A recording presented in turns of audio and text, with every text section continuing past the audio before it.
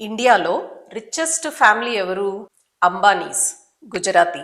అలానే ఇండియాలో ports, airports, power, infrastructure ఇవన్నీ ఎవరి కంట్రోల్లో ఉన్నాయి? Adani, Gujarati. Gujaratis contribution to GDP ఎంతో తెలుసా? నియర్లీ 9%. 30% ఆఫ్ ఇండియాస్ ఎక్స్పోర్ట్స్ గుజరాతీవే. 18% ఆఫ్ ఇండస్ట్రియల్ అవుట్పుట్ గుజరాతీదే. Gujarat is a leader in petrochemicals with 30% share అండి. ఫార్మస్యూటికల్స్ అయితే 50%, సాల్ట్ అయితే 18%, అండ్ మ్యానుఫ్యాక్చరింగ్ అండ్ ట్రేడ్ అయితే Gujarat is a power house అనే చెప్పాలి. మీకు ఇంకో విషయం తెలుసా? 72% ఆఫ్ వరల్డ్ డైమండ్ గుజరాత్ లోనే ప్రాసెస్ అవుతుంది. ఇది ఏమన్నా కోఇన్సిడెన్స్ అంటారా? లేదండి, ఇది కాస్ట్ రిలేటెడ్ కాదు, కమ్యూనిటీ రిలేటెడ్ కాదు. ఇది Gujaratis mind set. It is about Gujarati DNA. ఈ మైండ్ సెట్ అందరికీ సూట్ అవుదండి, కానీ ఒక్కసారి మనం ఈ మైండ్ సెట్ ని అర్థం చేసుకుంటే మిడిల్ క్లాస్ థింకింగ్ కంప్లీట్ గా బ్రేక్ అయిపోయి మనం డిఫరెంట్ గా ఆలోచించడం స్టార్ట్ చేస్తాం. First secret, money is better than degree. Gujarati families లో నువ్వు ఏం చదువుకున్నావు, ఏం డిగ్రీ చేసావు, నెక్స్ట్ ఏం చేద్దాం అనుకునే క్వశ్చన్స్ తక్కువగా ఉంటాయి. ఏం బిజినెస్ చేస్తున్నావు, కొత్త బిజినెస్ ఏమన్నా స్టార్ట్ చేస్తున్నావా, ఏమన్నా కొత్త విషయాలు నేర్చుకున్నావా అనే క్వశ్చన్స్ ఎక్కువగా ఉంటాయి. డిగ్రీ వాళ్ళకి జాబ్ ఇస్తుంది, కానీ మనీ సెన్స్ వాళ్ళకి డైరెక్షన్ ఇస్తుంది అని గుజరాతీస్ చాలా స్ట్రాంగ్ గా నమ్ముతారు. ఫర్ ఎగ్జాంపుల్, ఇప్పుడు మనం అంబానీస్ గురించి మాట్లాడుకుంటున్నాం. ధీరుభాయ్ అంబానీ, ఆయనకి పెద్ద డిగ్రీస్ ఏమన్నా ఉన్నాయా? ఏమీ లేవు కదా. ఆయన లైఫ్ స్టార్ట్ చేసింది దుబాయ్లో ఒక పెట్రోల్ బంక్ లో ఆయన క్లర్క్ గా వర్క్ చేశారు. ఆ తర్వాత ఆ గ్యాస్ స్టేషన్ కి మేనేజర్ అయ్యారు. ఈ ప్రాసెస్ లో ధీరుభాయ్ అంబానీ నేను ఎంత పర్ఫెక్ట్ గా జాబ్ చేస్తున్నాను అన్నది మాత్రమే నేర్చుకున్నారా? కాదండి. సప్లై ఏంటి, ప్రైజింగ్ ఎలా ఉంది, కొనేవాళ్ళ అమ్మేవాళ్ళ మైండ్ సెట్ ఎలా ఉంది, ఇవన్నీ అక్కడే నేర్చుకున్నారు. మార్కెట్లో డిమాండ్ ఎట్లా ఉంది అనేలాంటి విషయాన్ని ఆయన చాలా క్షుణ్ణంగా గమనించారు, అబ్జర్వ్ చేశారు. ఆ తర్వాత ఆయన ఏ స్టేజ్కి వచ్చారో మనందరికీ తెలిసిన విషయమే. డిగ్రీ మన సివి కోసం, కానీ మనీ సెన్స్ మన సర్వైవల్ కోసం. అందుకేనండి గుజరాతీస్కి డిగ్రీ అనేది ఆప్షనల్, కానీ మనీ సెన్స్ అనేది compulsory. Second secret, start small but think big.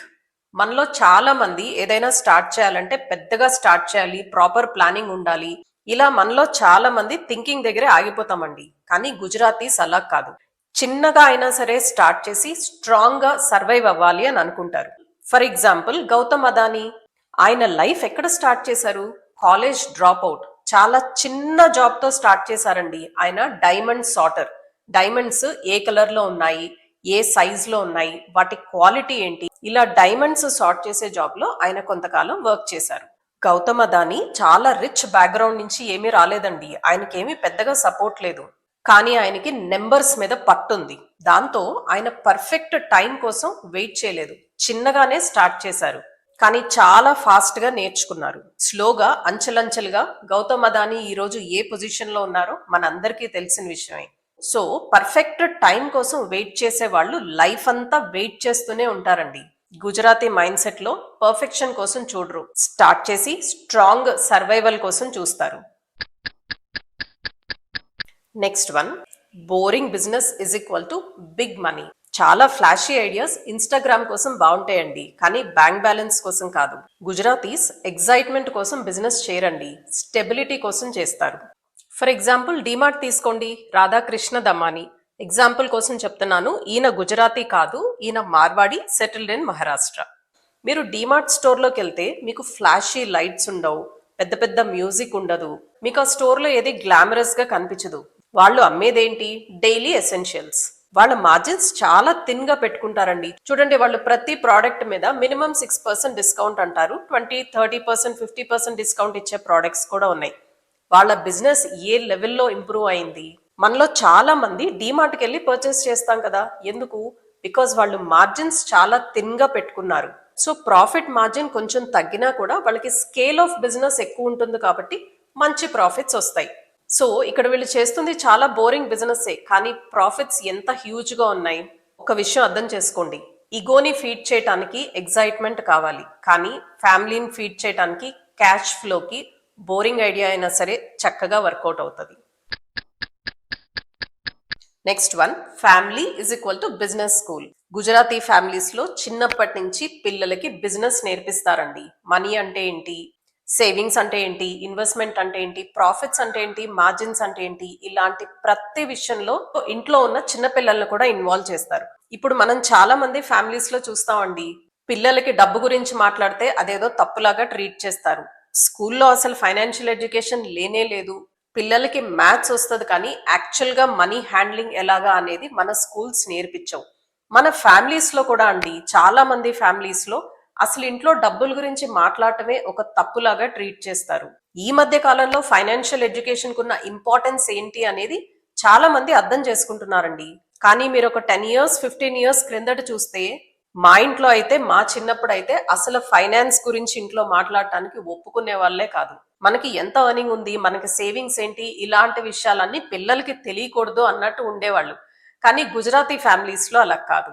అన్ని విషయాలు పిల్లలకి చెప్పటం, ఎక్కడ ఇన్వెస్ట్ చేసుకోవాలి, మనీ ఎలా గ్రో అవుతుంది, ఇంట్రెస్ట్ అంటే ఏంటి, స్టాక్ మార్కెట్ అంటే ఏంటి, ఇలాంటి బేసిక్స్ అన్నా నేర్పించి తీరాలండి.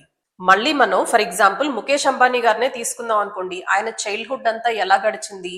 Most of the times board rooms లో, మీటింగ్స్ లో వాళ్ళ ఫాదర్ తో కలిసి ఆయన అటెండ్ అయ్యేవారంట. డిస్కషన్స్ లో, నెగోసియేషన్స్ లో ఆయన చాలా విషయాలు అక్కడే నేర్చుకున్నారు.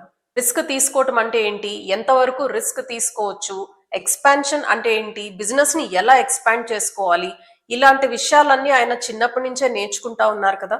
సో ఈ గుజరాతీ మైండ్ సెట్ లో నుంచి మనం నేర్చుకోగలిగింది ఏంటి, స్కూల్ సిలబస్ అనేది సపరేట్ అండి, కానీ లైఫ్ స్కిల్స్ ఒక సపరేట్ సిలబస్, అది కూడా నేర్చుకుని తీరాలి. Next secret is trust is equal to currency. Gujaratis లో సిగ్నేచర్ కుండే వాల్యూ కన్నా రిప్యుటేషన్ కుండే వాల్యూ చాలా ఎక్కువ ఉంటుంది. ఒక్కసారి ట్రస్ట్ బిల్డ్ అయితే బిజినెస్ ఆటోమేటిక్ గా వస్తుంది అనేది వాళ్ళ నమ్మకం. ఫర్ ఎగ్జాంపుల్ టాటాస్ ని తీసుకోండి. టాటాస్ ఇండియాలో ఎంత ట్రస్ట్ బిల్డ్ చేసుకున్నారు. ఈ రోజుకి మన కంట్రీలో టాటాస్ అంటే మనలో చాలా మంది బ్లైండ్ గా నమ్ముతామండి. ఆ ట్రస్ట్ ని వాళ్ళు బిల్డ్ చేసుకున్నారు. అదేదో సంవత్సరానికో 2 సంవత్సరాలకో అన్నట్టు కాదు, కొన్ని సంవత్సరాలుగా టాటా బ్రాండ్ ని అంత నమ్మకంగా బిల్డ్ చేసుకున్నారు. ట్రస్ట్ కూడా మనీ లాగానే కాంపౌండ్ అవుతుంది కదండి. వాళ్ళు చాలా స్ట్రాంగ్ గా నమ్మేది, ఒక బిజినెస్ డీల్ లూజ్ అయినా పర్వాలేదు కానీ ట్రస్ట్ లూజ్ అవటానికి మాత్రం వాళ్ళు ఒప్పుకోరు. Next secret, cash flow is important than status. మనలో చాలా మంది కొంచెం డబ్బు వస్తానే చాలా లగ్జరీస్కి వెళ్ళిపోతామండి. హెవీగా ప్రాపర్టీస్ కొనేయటం, హెవీగా కార్స్ కొనేయటం, ఇలా చాలా ఎక్స్పెన్సెస్ లోకి మనం ఇన్వాల్వ్ అయిపోతాం. కానీ మీరు గుజరాతీస్ ని గమనించండి, క్యాష్ ఫ్లో ఉండేలాగా చూసుకుంటారు. మోస్ట్లీ సింపుల్ లైఫ్ స్టైల్ నే ఇష్టపడతారు. సే ఫర్ ఎగ్జాంపుల్ అజీమ్ ప్రేమ్జీని చూడండి, ఆయన లైఫ్ ఎంత సింపుల్ గా ఉంటుంది, కానీ ఆయన క్యాష్ బ్యాలెన్స్, ఆయన వర్త్ ఎంత హెవీగా ఉంటుంది. సో గుజరాతీస్ లో మనం కామన్ గా చూసే విషయం, వాళ్ళు స్టేటస్ కన్నా క్యాష్ ఫ్లో ఉండేలాగా చూసుకుంటారండి. ఉన్న క్యాష్ ఫ్లో వాళ్ళ అవసరాన్ని బట్టి మళ్ళీ బిజినెస్ లోకి యూస్ చేసుకుంటారు. సో మీరు గమనిస్తే దీనివల్ల ఒక పెద్ద అడ్వాంటేజ్ ఏంటి, పెద్ద పెద్ద అప్పులు తీసుకోవాల్సిన అవసరం లేదు, హెవీ ఇంట్రెస్ట్ పే చేయవలసిన అవసరం లేదు. ఎందుకంటే మోస్ట్లీ వాళ్ళ దగ్గర ఉన్న క్యాష్ నే వాళ్ళు మళ్ళీ యూజ్ చేసుకుంటున్నారు కాబట్టి ఇంట్రెస్ట్ పే చేయవలసిన అవసరం లేదు. మనలో చాలా మంది చేసే మిస్టేక్ ఇదేనండి. కాస్త క్యాష్ ఫ్లో మన దగ్గర ఉంటానే హెవీగా ప్రాపర్టీస్ తీసుకోవటం లేదా ఈఎంఐస్ కమిట్ చేయటం చేస్తాం.